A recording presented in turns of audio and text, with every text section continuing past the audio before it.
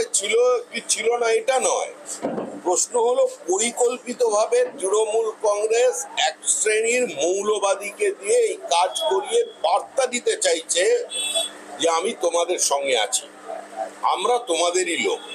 তোমরা যেভাবে মুর্শিদাবাদে আক্রমণ করেছো, যেভাবে নদিয়ার বিভিন্ন স্কুলের বাইরে সরস্বতী পূজা বন্ধ করার জন্য পোস্টার দিয়েছো, যেভাবে তোমরা মুখ্যমন্ত্রীকে চ্যালেঞ্জ জানিয়েছো অতীতে ডুমজুড়ে পাগনানে দাঁড়িয়ে, সেই সমস্তকে আমরা সমর্থন করছি। আমরা তোমাদের ভোট চাই। বাংলাদেশের যে ঘটনার প্রতিফলন পশ্চিমবঙ্গে হচ্ছে, সেই ঘটনায় আমাদের কোনো বিদ্বেষ নেই। তারাই পরিকল্পিতভাবে আজকে এখানে এই মূর্তির মাথা ভেঙে।